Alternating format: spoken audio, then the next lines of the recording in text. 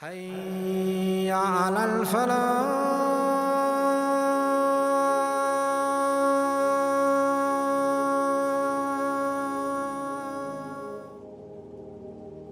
Prophet Luth was sent as a messenger by Allah to the people of Sadum and Amora, two cities known for their widespread immorality and decadence.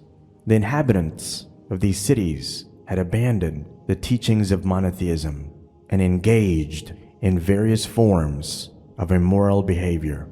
Allah says, "And remember Luth when he said to his people, 'Do you commit the worst sin such as none preceding you has committed in the creation?' He said, 'Do you approach males among the worlds and leave those whom your Lord has created for you as your wives? Nay, you are a people of transgressing.' They used to also commit other sins, such as highway robbery, betraying friends, and committing all sorts of evil acts in public places of assembly. They were a people with no shame. When Luth invited his people to worship Allah alone and forbade them from their immoral practices and evil acts, they did not respond to his invitation. Similarly, they did not believe in him, so much so that not even a single person believed in him. They did not desist from their actions. Rather, they persisted in what they used to do. They even went as far as thinking about expelling their prophet from their lands. As the years passed, he persisted in his mission, but to no avail. So Prophet Luth raised his hands to the heavens and prayed, "My Lord, support me against the corrupting people. My Lord, save me and my family from what they do." As the morning dawned, a loud, piercing cry ensued through the city that shook the occupants with great pain and fear. Jibril then grabbed the nation from the edge of his wing, raised them high up, twisted the land, and crashed it to the ground. Allah then caused the skies to rain down stones of hard clay, each stone inscribed with the name of a transgressor for whom it was intended for, ending the vain lives of the occupants of Sodom and Amora. Among the major incidents that occurred during the lifetime of Ibrahim was the incident concerning the people of Luth alayhi salam and the chastisement that befell them. Luth ibn Haran ibn Tarih, who was Azar, the father of Ibrahim, was the nephew of Prophet Ibrahim. Prophet Luth loved, respected, and believed in Ibrahim's message, even when everyone ridiculed him. During Ibrahim's and Luth's migration to Palestine, they received the divine decree of Allah, and Luth had been chosen as a prophet and a messenger for the people of Sodom, located on the border of Jordan and Palestine. Sodom was a thriving city that was visited by many travelers, merchants, and businessmen for trade. However, Sodom was also the most corrupt city with the highest criminal activity during that time. Travelers passing Sodom were often waylaid and robbed of their belongings, and sometimes were mercilessly slayed. But the most notorious act of evil that was committed by this nation was, as Allah says, "Verily, you practice your lusts on men instead of women. Nay, you are a people transgressing beyond bounds by committing great sins." And it was not only some or even a majority of Luth alayhi salam's people who engaged in such practice. Rather, it was the entire population. Shaitan was amongst them, and as is his way, he made their actions appear fair and wholesome. They would spout obscenities in their gatherings and pass wind and laugh at it. They relished rooster, pigeon, and goat fights. It is also said that they used to mock passers-by, throwing rocks and whistling at them and they walked about naked. They did not desist from their prevalent practices, and neither did they regret what occurred in the past. Allah in His mercy caused Luth to settle among them and began to devise ways to bring his people into the fold of Islam. He was well aware that his nation was the most corrupt nation of that time, but he held firm faith and hoped and prayed that they would soon see the error of their ways, so they might perhaps be guided. Luth alayhi salam called them to heed Allah's command and to worship Him alone, without associating any partner with Him, and He forbade them from their indecent practice and abhorring acts. He said, "Do you approach males among the worlds and leave those whom your Lord has created for you as your wives? Nay, you are a people of transgressing." Puzzled, the men of the city began discussing among themselves, "This man has entered our city and is telling us to seize what we're doing. Clearly, he is gaining something out of this." Prophet Luth replied, "No reward do I ask of you for it. My reward is only from the Lord of the worlds." They tried to overpower him, mock him, and their reply to his calls was, "Expel the family of Luth from your town. They are people clean and pure." Prophet Luth then informed his people that he would never agree to be a part of such a practice and warned them of a severe punishment from Allah. He said, "I am indeed of those who disapprove with severe anger and fury your action." The men and women of Sodom became very angry at Luth's speech. They began to discuss amongst each other, planning to drive Luth away from their city. Then they warned Prophet Luth, "If you cease not, O Luth, verily you will be one of those who are driven out." Prophet Luth became distressed. After years and years of inviting people to Islam, not one person in Sodom had entered the fold of Islam. There was only one household of righteous people, and that was his own. And although his two daughters were believers, his wife, who is said to have been connected to the people of the area, had her loyalty with the people of Sodom. But he remained patient and steadfast, and still not one believed in him. Instead, they belittled his message and mockingly challenged him.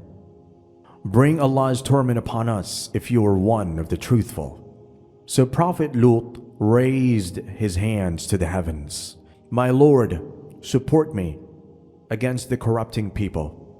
My Lord, save me and my family from what they do." Meanwhile, Allah sent 3 angels, including Angel Jibril, disguised as men, to Prophet Ibrahim's house as guests. Ibrahim, who failed to recognize the angels, prepared a grand feast for his guests. But his guests refused the meals offered to them. Prophet Ibrahim became fearful. He asked, "Who are you?" The angels replied, "Do not be afraid. We are the angels of Allah. We have been sent to the people of Luth, and we have been sent to give you glad tidings of a son possessing much knowledge and wisdom, Ishaq." Sarah was never blessed with children. She was standing near the guests. When she heard the news of Ishaq, she screamed unwillingly and clasped her face and said, "An old barren woman? So how can I have a son now?" But once the matter had been addressed, Ibrahim alayhi salam, who knew well that angels do not visit human beings except for some very serious purpose, returned to the subject of Luth's people. Prophet Ibrahim knew that Allah's punishment for the people of Sodom was near. He immediately feared for his nephew, Luth. He said to the angels, "Indeed, within it is Luth." The angels replied, "We are more knowing of who is within it. We will surely save him and his family, except his wife. She is to be of those who remain behind." But even then, Ibrahim did not remain silent. He began to argue with us concerning the people of Lut. When Ibrahim pleaded with the angels, they rebuked him gently. O Ibrahim, give up this plea. Indeed, the command of your Lord has come, and indeed, there will reach them a punishment that cannot be repelled. Ibrahim continued to plead until the angels told him that if there were 5 people in Lut's city who prayed, the punishment would have been averted from them. The 3 angels, said to have been Jibril, Mikael, and Israfil alayhi salam, then arrived at the outskirts of Lut alayhi salam's town in the form of very handsome human beings. The first person who caught sight of them was Lut's daughter, who was sitting beside the river, filling her jug with water. When she lifted her face and saw them, she was stunned that there could be men of such magnificent beauty on earth. One of the 3 men, angels, asked her, O maiden, is there a place to rest? Remembering the character of her people, she replied, Stay here and do not enter until I inform my father and return. Leaving her jug by the river, she swiftly ran home. O father, she cried, you are wanted by young men at the town gate, and I have never before seen the like of their faces. Lot felt distressed as he quickly ran to his guests. He asked them where they came from and where they were going. They did not answer his questions. Instead, they asked if he could host them. He started talking with them, and Lut alayhi salam was extremely impressed by the nature of these 3 young men. Lut was now filled with turmoil. He wanted to convince his guests, without offending them, not to spend the night there. Yet at the same time, he wanted to extend to them the expected hospitality normally accorded to guests. In vain, he tried to make them understand the perilous situation. The 3 angels disguised in 3 handsome men were not taking heed. Finally, he requested them to wait until night fell, for then no one would see them. Lut alayhi salam remained greatly troubled about the strangers' safety. Although, as his guests, they were under his protection, he knew well enough that as soon as their presence became known, the men of his town would be at his door. When darkness fell on the town, Lut escorted his guest to his home. Lut's wife saw the men as they entered her house. She hurried to the men of the city and informed them that Lut had 3 attractive young men in his house. The men rejoiced and slowly gathered outside the house of Lut and began pounding on his door. Lut shouted, Do not disgrace me concerning my guests. Is there not among you a man of reason? Growing restless, the men shouted back, Have we not forbidden you from hosting people? The whole nation of Sodom had now gathered at Lut's doorstep. They grew impatient by the minute and began breaking down his door. Feeling agitated, Lut called out to his people, These, the girls of the nation, are my daughters, to marry lawfully, if you must act so. The men responded, You have already known that we have no interest in your daughters, and indeed, you know what we want. Prophet Luth became helpless against the corrupt people. If only I had against you some power, or could take refuge in a strong power. Lut cried in anguish, feeling totally powerless to save the guests, to whom he had given the protection of his house. The 3 men then spoke up, O Lut, indeed, we are angels of your Lord. Therefore, they will never reach you. Angel Jibril then stepped out of Lut's house and struck the men, causing all men to lose their eyesight. Shocked and enraged, the men shouted, What's this magic that just hit us? O Lut, you are the one behind this. You will see what we will do to you tomorrow. The blind men then returned to their homes, plotting to destroy Lut the following day. Allah commanded Lut, Set out with your family during a portion of the night, and let not any among you look back except your wife. Indeed, she will be struck by that which strikes them. Indeed, their appointment is for the morning. Is not the morning near? As instructed, Prophet Luth, together with his daughters, left Sodom during the night. As the morning dawned, a loud, piercing cry ensued through the city that shook the occupants with great pain and fear. Jibril then grabbed the nation from the edge of his wing, raised them high up, twisted the land, and crashed it to the ground. Allah then caused the skies to rain down stones of hard clay, each stone inscribed with the name of a transgressor for whom it was intended for.